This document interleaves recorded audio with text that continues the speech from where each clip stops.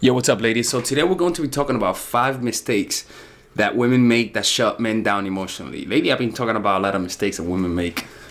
But these, again, look, this is my philosophy on attraction and on teaching women attraction and people in general.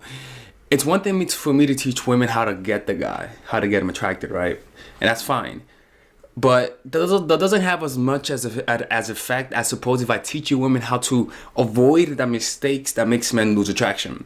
Like, it's much better to learn how to be yourself than to enhance yourself. It's better to learn how to avoid the mistakes that make you guys lose a guy, as opposed to learn how to learn how to do things to make the guy like you. You know what I'm saying? Like, it's better to prevent a disease than having to heal it, per se. So it's much better to do that, because then it helps you avoid a lot of the problems you're going to face in the future. It's one thing for me to teach you how to get the guy, but then you're going to keep repeating the mistakes that's making you guys lose the guy. So in reality, you're fighting against a force that's much harder to fight against. So work on avoiding these mistakes, and once you're able to avoid these mistakes, then master the fundamentals of making the guy attracted. Because it's an uphill battle when you're like learning how to get the guy attracted, but at the same time displaying emotions of neediness. You know, it's kind of like having BO and putting deodorant away and not taking a shower. Like, people are gonna smell that. It's a lot better to take a shower first, which is stop making the mistakes, and then put on deodorant, which is learning the tactics. It's gonna work so much better. All right. So let's get started. So the first one is this. By the way, if you're in Bushwick and you want to attend my meditation group where we meditate together and you guys can meet people who have a similar interest to you, you guys can click on the description down below. And we're having a meditation meetup, a meditation circle on November 6th and other times, to be honest with you, not just November 6th. Click on the description down below where it says join the group. You can either WhatsApp me or hit me up on Instagram and I'll send you the information. The first one is this. Saying that you're not talking to other guys, making sure that the guys know that, you know, you're for him, you're gonna be with him forever. Now look, initially during the beginning of the relationship, it's always good to tell them that you're talking, just chatting with other guys, not having sex with them, just talking. You see, a lot of the times when you like a guy, the one emotion that women try to give the guy is certainty. That's what people think that gets a guy attracted, certainty. But when something is certain, it's predictable. When something's predictable, it's boring. You see, people like sports, not because they're good, but because it's unpredictable. Like, it's one thing watching a rerun of a game, of a sport, and knowing the outcome of the game, but it's a totally different experience watching a game and not knowing the outcome and waiting to see the outcome. It becomes more exciting. There's more intensity. You know, the air is full of intensity, you see. So when you let them know that you're talking to other guys and you're seeing which one is better, right? You're making him work. It's kind of like when you're going to buy a house. If you let the people know that there's other people who want to buy the house and that you're competing against other people, it makes the buyer want to work for it more. And above that, it makes the buyer appreciate the house once he gets it, because not only is it fun because he won the house and bought it, but because he knows that other people didn't get it. You see, it's more of the competition. Now, it is a little superficial, right? But at the same time, why wouldn't you use this? You see, why would you not use such a good opportunity to make him more attractive? You see, so if you are talking to other guys, as when you're beginning to talk to him and date him, don't hide the fact when he asks you, are you seeing other guys? Don't hide that fact, all right? Just make it casual. Say, yeah, I'm just seeing what happens, all right? Number 2, having high expectations from the guy too early. For example, it's one thing to when you start talking to the guy, right, and wanting him to text you often, right? But it's another thing to demand it from him. Hey, why didn't you text me? You know, all capitals. Why didn't you text me? Where's my good morning text? I said hi, damn it. Who's the bitch? I love saying who's the bitch. But do women say that often? Who's the bitch? Oh man, yo, I love the who's the bitch soundbite. But yeah, like it's it's one thing. Look, when a guy feels like, God damn, I gotta text this girl because she's gonna get mad at me. That's not a good place to be in.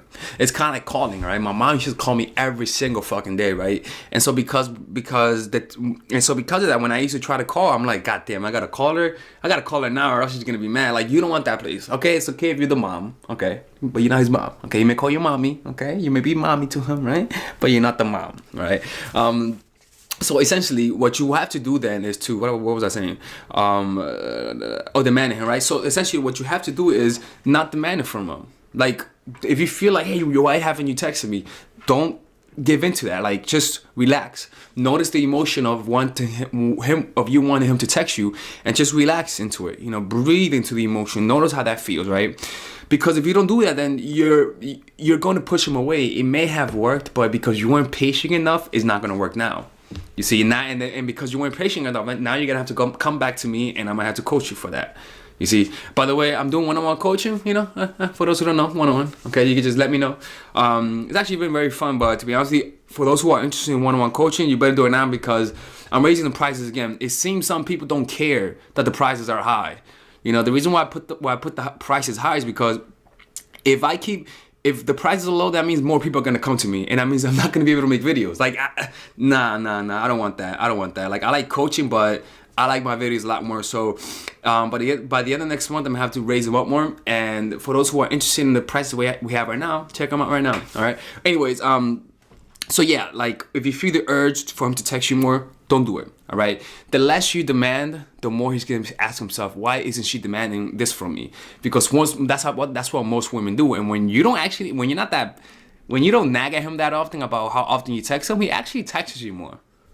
You see, it's actually kind of the contrary what tends to happen. Number 3, spending too much time together. Look, every single person when they're in a relationship, you want to spend a lot of time together, right? It's obvious, you know. The issue is that a lot of the times when you love someone, going with the emotions that bring you together is gonna sabotage you. Like the emotions that makes you want them, letting them guide you and dictate your behavior is going to sabotage you. So as a result, you have to do the opposite in the beginning. Even though the urge is there for you to want to spend a lot of time with him, you want to spend a little bit of time and then set a barrier. You see, it's kind of like you're leaving more to be wanted rather than eating your whole meal. Leave some for later on, you know, because when you spend too much time, familiarity breeds contempt, you know, and they get too used to you, and it's not enough time to create that bond that you want, you know. So what you got to do is take a step back and let them chase, you know, by not spending too much time in the beginning. Now, the time that is spent, it's good because you're restricting it. So even though it hurts, it's pleasurable in a way. It's a pain that feels good per se. But at the same time, if you're too guided by the emotion of wanting to be validated, you're going to go all in and you're going to get too addicted and it's going to backfire on you. And again, it's something that people don't notice because they're just too in love and they don't notice themselves making that mistake. Number 4, expressing your emotions. It's the same thing. When you like someone, you want to express those emotions. You see, it's much better to express them physically in terms of action rather than expressing them verbally. You see, so if you love them, don't tell them. Let them interpret it. You see, let him interpret what's in your heart rather than letting him know instantly. You know, because when you make him interpret, when you make him actually have to ask his friends, when you make him have to go to sleep thinking about whether or not you love him, it's much better. Because in and of itself, he's fantasizing about you, you know?